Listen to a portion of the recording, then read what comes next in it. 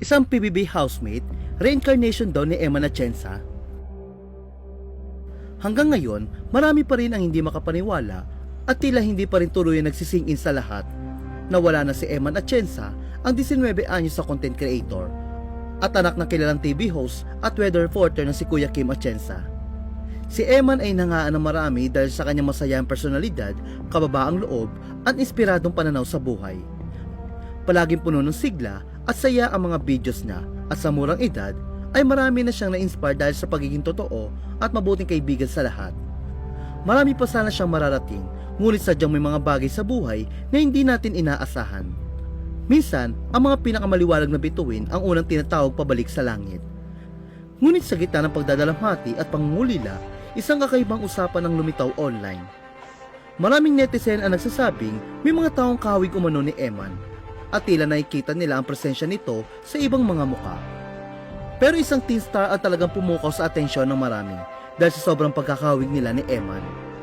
Hindi may iwasan ng ilan na sabihin parang siya ang reincarnation ni Eman. Nagsimula ang usapan ngayong linggo matapos siyang ipakilala bilang isa sa mga bagong kapusong housemate ng Pinoy Big Brother Celebrity Collab Edition 2.0. Simula noon, nag-viral ang ilang videos niya sa loob ng bahay ni Kuya, kung saan maraming netizen ang napansin ang mala-Eman niyang features.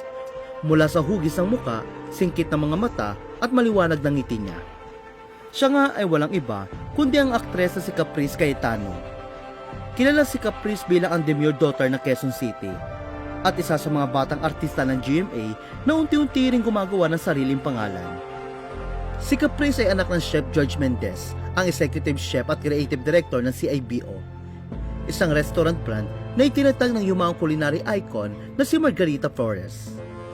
Sa edad na 16, may mahigit isang dekada na siyang karanasan sa showbiz, matapos magsimula bilang child actress noong 5 taong gulang pa lamang siya. Unang nakilala si Caprice na gumanap bilang batang Criselda sa 2017 hit drama na Kambal Karibal. Sunod-sunod na rin ang kanyang mga proyekto sa Kapuso Network, tulad ng Hindi Ko Kayang Iwan Ka, Asawa Ko Karibal Ko at Prima Donnas. Bukod sa pagiging actress, isa rin siyang commercial model na lumabas sa iba't ibang TV ads para sa kilalang mga brand. Sa likod ng kamera, makikita sa social media ni Caprice ang kanyang pagiging mainin, well-traveled at matured sa kabila ng murang edad.